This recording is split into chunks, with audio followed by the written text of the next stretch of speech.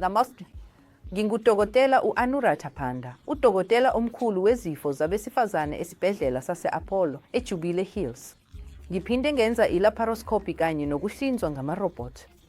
Namuhla sizobe sikhuluma ngokuhlinzwa ngamarobhothi uma kwenziwa i-hysterectomy enzima. Njengoba nonke nazi, irobot isiza udokotela ukuthi enze ukuhlinza okunembile kakhulu. Ngakho-ke, ekuhlinzeni kwe-robotic, udokotela owenza ukuhlinzwa nge-robotic interface noma i-computer interface nokunyakaza kwezandla kukadokotela kudluliselwa esigulini ngezingalo zerobhothi.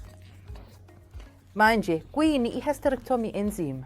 Uma unesibeletho esikhulu kakhulu esinama-fibroid amaningi agcwalisa lonke i-pelvis, noma uke wahlinzwa kaningi ngaphambili, njenge-cesarean eziningi, ama-laparotomy amaningi, noma umuntu onesisindo esikhulu kakhulu one-BMI ephezulu kakhulu.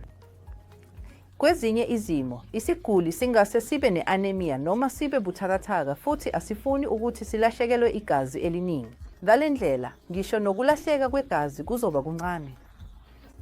Noma ezimweni ze-endometriosis, lapho isiguli se-endometriotic sidinga i-hysterectomy, lapho kuba khona ama-adhesion amaningi.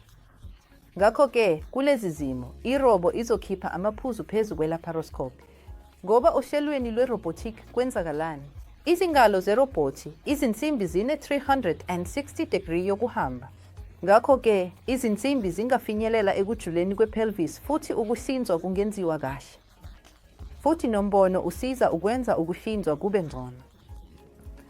Ngakho-ke, kuzo zonke lezi zimo, isiguli singazuza ngaso sonke isikhathi ukwenza ukuhlinzwa kwe-robotic, lapho kunokulahlekelwa igazi elincane, lapho kukhona ubuhlungu obuncane, ukuhlala kancane esibhedlela. Futhi izinkinga zokugula ziba zincane kakhulu uma kuziwa ezigulini ezinezibopho eziningi, ezikhuluphele noma ezinezinye izifo ezihambisana nazo. Ngiyabonga.